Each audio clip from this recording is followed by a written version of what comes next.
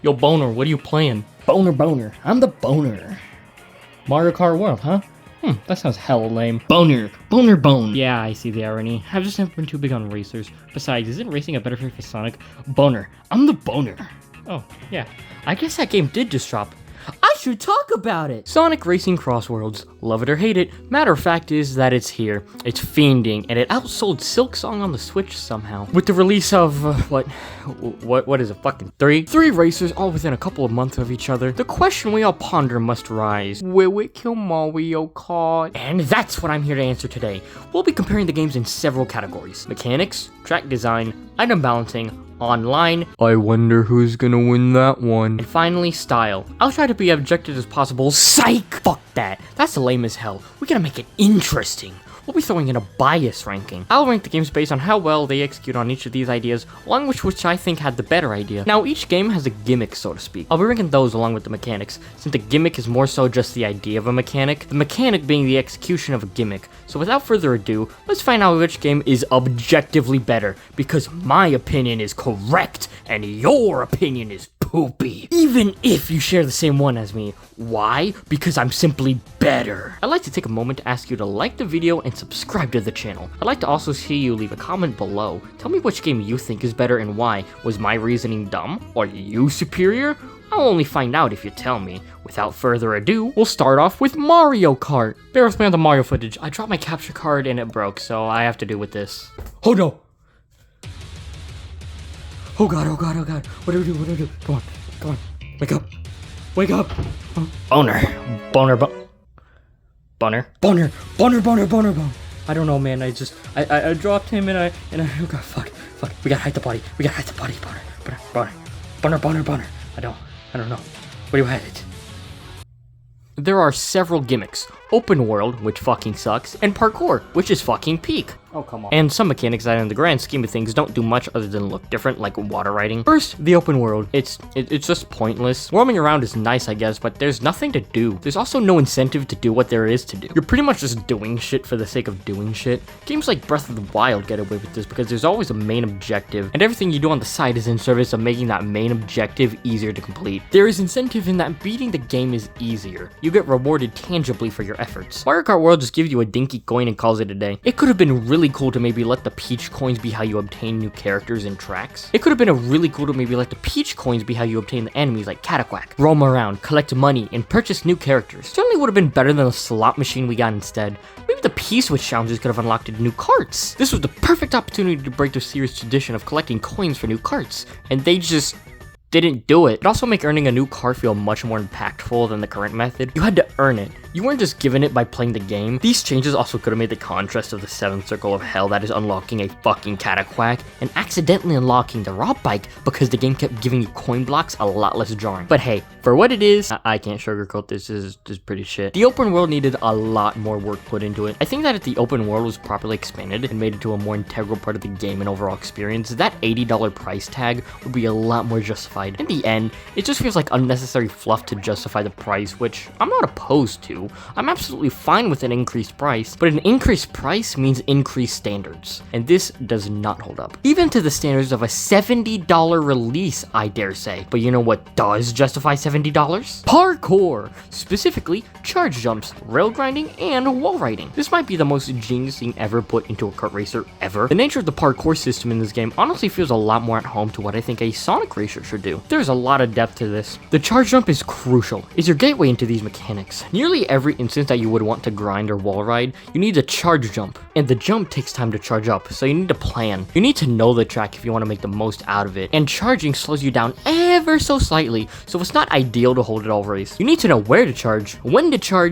jump, and where to jump. And the tracks are designed beautifully around this for the most part. I'll go more in depth about how it's applied in the track design segment. I instead want to pivot into a huge mechanic.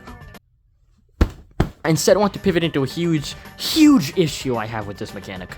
the skill curve. If you are a casual, someone who isn't going to pick up a when and where to jump, and just want to play a kart racer, this mechanic is almost non-existent. When I first played, I maybe used these mechanics on 5 tracks, which I think is an issue. There are some obvious places to use them, but some of these places demand a lot more from the player than previous Mario Kart games, and it can be quite confusing. Man, you are really good at this game. How long have you been playing it? Boner, I'm the boner, boner, boner, I'm the boner, boner. Okay, dude, I get it. Peach Stadium and Question Block Ruins comes to mind. Some of these skips are just confusing. Where do I go? What's the fastest route? It's almost too open to the idea of making your own path that I think it alienates a lot of the core casual audience. No. It's a great mechanic, I just think it could have done with a lot more fine-tuning, as I feel like it's negligible for casuals. In fact, I know just the fix. Let's use what I talked about earlier, the open world. Let's add incentives to those P-switch challenges to unlock carts or characters or whatever you want to do. Hell, let them unlock costumes or maybe new modes. It doesn't matter, but any incentives to complete them. Then the already present P-switch challenges like the one in Shy Guy Bazaar will naturally showcase all of these paths to a casual player. So not only do they discover a cool new shortcut, they also get a cool new cosmetic to use when they go try it out online. Genuinely, the open world is the crux for making everything in this game all come together. And to see the main central selling point be such a letdown, yet having all the ingredients to absolutely work stellarly, is such a blow to this game's score. I don't think it's beating out Sonic in this one. Speaking of Sonic, let's discuss the game's gimmicks. That being the gadget system and Crossworlds system. The gadget system is also extremely genius. It allows a sort of pre-planning to go into racing, and enables all strategies as viable. I know it's early, but I am confident that this is probably the best solution to keeping the meta in check. You can choose gadgets that give you good items, enabling bagging, but there are also builds that enable you to brush off items a lot more than a bagging loadout would. And even stuff like bagging has depth. Multiple gadgets will change your item pool. Not only can you bag, you can choose your own subgenre of bagging. Do you want to take shortcuts, dismantle your foes, go on the defense and refuse to let yourself be pulled to the back? Each of these playstyles counter one another quite nicely, and the gadgets to increase the pool of a certain item all increase. Attack items taking 1 slot and speed taking 3, so yeah, attacking is the weakest strategy in the bagging meta, but it's offset by the fact that you can equip other gadgets to make up for that weakness, while a speed bagging loadout has less to work with to cover its weaknesses, like being hit by a shuriken. And we're still talking about the bagging meta here. That's the insane part. This is one strategy and it already contains so much depth and thought. Of course, I do think that it brings that issue of barring out casuals, but here's a lot more subdued. You might not have the optimal gadgets, but you can at least cater your gadgets to your preferred style of play. So while it isn't the strongest setup, you can get a lot more mileage out of this system from a casual perspective. Now, it's time to cross these worlds. Would you shut up? Crossworlds happen on the second lap. The leading racers get to pick where to go. If you pick the crossworld, it's a special line that's a straight line almost, as well as a random option that can literally be any track from the game. Afterwards, you get sent back to the first track, but each lap is different. On the third lap of each track, brand new paths open up, certain things change, and usually the new paths are faster. Oh, no, I almost fell off. So, are we gonna watch the Lego Batman movie or not? What? We're watching the Lego Batman movie? What? So the experience of each lap is different, even if you're on the same track twice. But not only does it capitalize on the gimmick, it also further enhances it by just having that little extra they tacked on. Something that I believe Mario Kart Worlds sorely lacked. While it was a shorter segment, I have to say that I think Sonic Racing Crossworlds takes the point. I just think that its mechanics meld together better and were all built with each other in mind. However, it cannot be understated how much more fun the skill and expression is in Mario Kart World, to the degree that I think it earns my bias point. Now, I know Sonic has its merits, but does it have Mommy Rosalina? Didn't think about that one, did you? While I will always prefer Sonic to Mario, I just find Mario Kart World scratches that itch better. I think that Sonic approaches it better from a game design perspective on all fronts, and while I think Mario falters in properly accommodating casuals, if you are someone who can invest a lot of time into a game and want to explore these mechanics, I think Mario Kart World brings a better package to the table. Alright. Well, man, that patch of dirt is really noticeable. We got dirt track in the grass.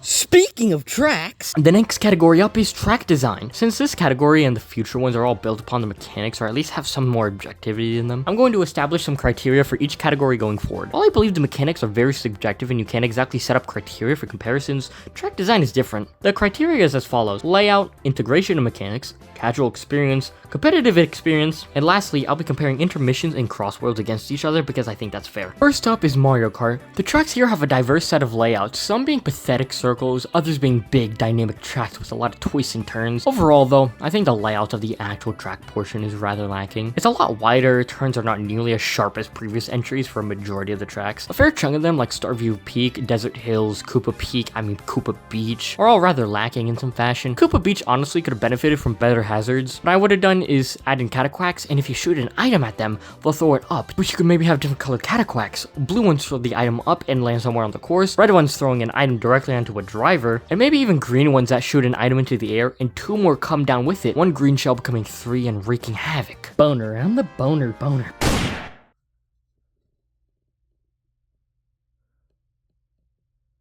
But for what we got, some tracks like Starview Peak just look pretty with nothing going on. Desert Hills doesn't even look good to me because I don't like desert themes. And Shy Guy Bazaar has something going on, at least a couple turns, but its layout is boring and lacking. At least the part you drive on. Tracks like Shy Guy Bazaar, High Sky Sunday are absolutely saved by how well they integrate rail grinding and wall running. These stages are elevated by these mechanics and open up so much more because now if you miss a shortcut, no you didn't, just wall right up and get there another way. The routes they open up makes a competitive landscape absolutely insane, but it comes at a cost. If you play casually, you know, engaging somewhat with the mechanics, but not at every opportunity, and not even being aware of some of the absurd routes out there, it'll leave you with a feeling of missing out. Not because you want to, but because you can't play at that level, whether it be to a lack of time you can invest in the game, or physical limitations like hand cramps, which might cramp up quite easily when playing in handheld mode, my most preferred way to play. I think that Mario Kart World's innate design alienates a casual audience a lot, especially when they see all the stuff people pull off online, and I mean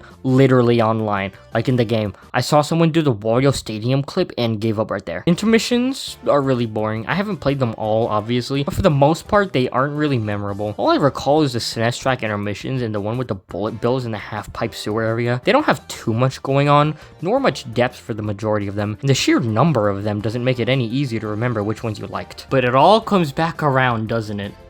Mommy Rosalina. Sonic Racing Crossworlds has a very compact layout. The only time you aren't doing something is during set pieces like a big fall when selecting a crossworld. You're always doing something or aiming for something. Rarely are you ever mindlessly driving. A feeling I rarely got with Mario Kart World, and the tracks themselves integrate into mechanics pretty meh. The most there are is trick ramps, a final push on the last lap, and the unique third laps are pretty rad. But overall, there's no mechanic this game has like rail grinding that drastically affects the track design of this game. It's just standard damn good tracks here. The casual experience is a lot more fulfilling. There's a lot to do in single player like collect the red rings, unlock Supersonic by beating rivals, meaning you need to master the tracks, earn S ranks in all the time trials, earning music as you do. It helps give these tracks a life that they really didn't need, as well as incentivize mastery. There's also no sort of stinker tracks. I mean, I guess Market Street is underwhelming, but none of these tracks are literally just a circle. The lack of mechanics that demand perfection and nothing less also helps with the casual experience feeling more fulfilling. Like you aren't missing out on a lot the game has to offer if you're relatively bad. Competitively, there's also a lot less here. Time trials offer that extra oomph at the start if you want to compete that way. The tracks themselves don't offer much in the way of insane shortcuts or high skill barriers. I'll touch on it later, but a lot of the competitiveness comes from gadgets and items. The tracks themselves not so much. The route is pretty set in stone unless a major glitch comes along. Crossworld tracks are just good intermissions. There's a lot going on. Steampunk City has a big old train you gotta maneuver around. Dragon Road has constant hazards like missiles and firewalls. Golden Palace has rolling balls that roll in the direction you are going. There are some stinkers like Holoska, but that one has a fire final lap track exclusive to the time trial, so it gets a pass. There's always something happening, and the environments are unique and engaging enough to look at that it really elevates it. Overall, I think the Crossworlds are better. I think that in terms of categories, Mario Kart World executes the two that it wins over, being competitiveness and integration of mechanics, extraordinarily well. While Sonic Racing Crossworlds, in my opinion, executes on the last 3 points better, but not nearly to the extent of Mario Kart World. But I believe for track design, Sonic Racing Crossworlds offers a more complete, well-rounded package that I'll have to give the point to it. Now, so which one I personally like better, disregarding what I've just discussed? If we were talking purely tracks, I gotta give it to Mario Kart World once again. I just think that what it executes elevates it to another level, while Sonic isn't at that level, instead opting for a more flatter, more constant quality as opposed to Mario Kart World's spikes and dips of quality. Alright,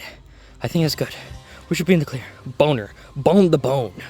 Relax. It's gonna be fine. What are you two doing with that there shovel? Onto items. There's less criteria here as it's more of a subjective topic compared to track design, but there are some general outlines I'd like to discuss. Casual and competitive use and variety are really the only ones I can come up with. Even these criteria are weak, so bear with me. The items in Mario Kart World offer quite the selection. Items like the golden mushroom have a notable increased use case with intermissions that allow for huge cuts. The boo allows for similar use cases, albeit to less of an absurd degree. The feather has such specific use cases that a casual won't ever get much out of it. Items here don't require too much to get the most out of them. New items like the hammer are neat, not very useful, but it is funny. A masterclass in fuck that guy in particular. Overall though, offense is the same as usual, and so is defense, but now even easier by the fact that you don't even have to hold a button to defend yourself. Nice quality of life change, but defense in this game is passive, which brings me to Sonic Racing Crossworlds is more similar to Double Dash, needing to throw an item behind you to collide with the oncoming threat, and any pure defense items like the shield need to be timed. Defense here is a lot more aggressive. I'd like to call these styles passive defense and aggressive defense. Each game plays to the strength of it well, but Crossworlds has the benefit of more unique items. A shuriken that slices your car in half but puts you in danger mode, or whatever the blinky red is called, giving you increased speed. A fist that slows enemies to a halt, that is, depending on their car and gadget setup. You see, the power stat in certain gadgets can make that impact an item has significantly less, or even downright laughable, something Mario Kart can't offer. It's another layer that allows the items to be more unique and crazy. Drill Wisp is just a bullet bill. Laser Wisp can literally send you from 12th to 1st if you play your cards right. The Monster Truck is just funny, and the Mega Mushroom. There's a shield and a tornado that is like the shield, but it can't block everything, but in trade, it can damage opponents. In a casual setting, it's an absolute blast, but competitively, it feels like the game is a lot more luck-based. Overall, I'd say these games balance items fairly well. Sonic Racing Crossworld, however, has a lot more depth with how it plays into the gadget system. Everything just melds super well with it, that it'd be criminal not to consider it. The hectic nature of this game's items and overall flow, I think it's more than enough to give this one to Mario Kart World. Ooh, I bet I gotcha there, didn't I? While Sonic has a more fun application, in my opinion, the nature of the items in Mario Kart World are a lot more subdued. Once again, refer to the board. It's somehow less chaotic with double the racers. That, and I personally think Mario Kart has a more well-rounded item pool. It succeeds in every category, while Sonic feels like it falters if you're competitive. The items make or break in that game. I found most of my consistent success from playing around with items with a power Zavok build to negate their effects. Pretty consistently scoring 3rd or above online, sometimes getting pelted with like 4 items at the end of a race and just shrugging it off due to my loadout. Oh my gosh. Is That that says Neil's in Dr. first Eggman? place. No, look at first place. That says Neil. That says Nesh. That says Neil. Good job, Neil. Yeah, thank you. Screw you, Neagle. Hey, we do not What? use that language. I'm sorry. I think that the fact that I felt the need to go that far highlights the strength of the gadget system, but also the weaknesses of the item pool. So sorry Sonic, I gotta give this to Mario Kart. Though my bias point does go to Sonic, so that counts for something. Do I even need to say anything? We all know how Nintendo is with online. Sonic gets both points, but I'll explain anyways. We're supposed to say slurs, and then everyone's supposed to hear it, and then they're supposed to applaud us. Yeah, we're gonna start a movement. Bro slurs. No, I'm probably Yeah, gonna this mute is- it unless this it's a is funny why- moment. The online in this game recently got fixed, quotation marks. 3-lap tracks are now more common, which I really don't feel. That and there are no real events or anything of that sort to keep you coming back. The servers, at least in my time, have been about as good as they need to be. Now, I'm bringing this up because people will ask, what about Knockout Tour? And to that I say, it just doesn't appeal to me. I can't really bother with the game mode, and I'm personally here for the 3 laps almost exclusively, so I can't say exactly how good it is or how bad simply because I don't like the premise. So take with what I have to say for this segment with a grain of salt. I am fully aware it is a big pull for many people. Not for me though, I don't care. Sonic just has a better online, hands down. It is even close. Oh wait, you can with certain ones. Certain ones. I have this white one. Can I change the color of it? If it's the shapes, you can. I have that. How do I change the color? You why? Here we go. I want it to be red. What are you doing? I'm not putting a swastika on my car. He's putting a swastika on his car. You just said he's not. Did you even listen, bro? Yeah, were you listening? Yes, he is. Like, come on. You should have been paying attention. He's playing as Tails. Is there Is any Tails a reason- Nazi? What are we talking about? Yeah, Tails You is. have to You know do Tails it. is a Nazi? He is. No, Nines is He's always been Nines. a Nazi. Nines is a huge. Yeah, his name is even like Nazi language. 999. He's a big fan of Hitler. He got angry. He wasn't a big fan of the government till the guy with the mustache came along. First of all, I have to say that I get connection errors every so often. Something I haven't gotten with Mario Kart World. It's not too common to be frustrating, but it is there. In about the 8 hours of online I've played post-launch, I got disconnected maybe twice. Much better than the open network test. I played that for like 20 hours and got disconnected like every 3 races. Sonic also has festivals, usually to commemorate the arrival of a new character. I assume some will repeat later on, or maybe at the very least there'll be normal festivals. My only gripe is that you can't access regular online races when a festival is on. It doesn't change too much. You still race, but now with an extra goal that can bail your team out if they throw and don't choose the Zavok build. Guys, how do you like the Zavok build? No. He was busy putting Miku on it. Yeah.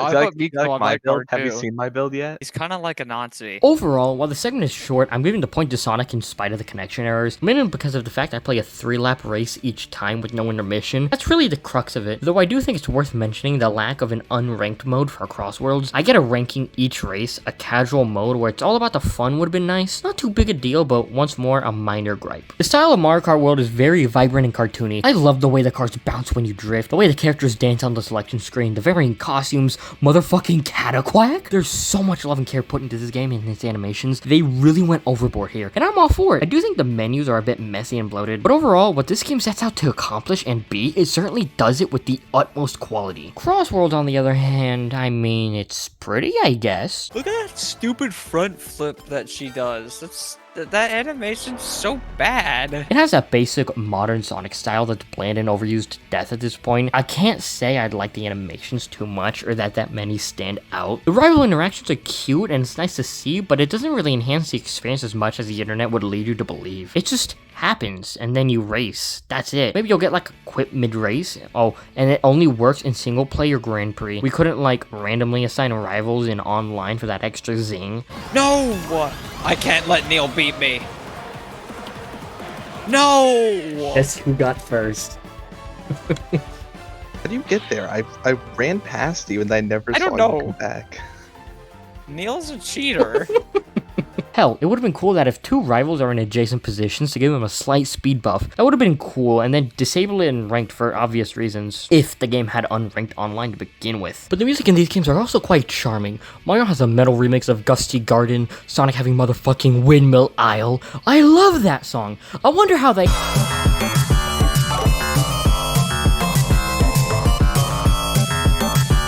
I'm the boner, boner. Overall, I think the rival mechanic was severely overblown. It's more of a nothing burger, but like, you could still eat it. Like, it's a burger with no calories is what I'm saying. There was a lot of missed potential with this mechanic. Like, it was so forgettable, I forgot to include it in my mechanic section, and I don't want to revise the script, and I think including it here is more appropriate anyways. For this one, I'm gonna have to give both points to Mario. Boner. Yo, what's up? Boner? Yeah, I'm alive. I was just updating my Windows, but I corrupted midway through and couldn't boot up properly. Boner? Yeah, I was able to enter my emergency recovery mode after something turned me off and on again like 3 times. Oh yeah, I saw you outside with the shovel. What were you doing with it? Boner? What? As we can see, the games are tied. Mario winning the bias segment and Sonic winning the non-bias segment. Sure, I think Crossworlds won in the more important categories, but that wasn't the point. Each of these games have their own merits, and depending on what you're looking for, Sonic might just be the game for you.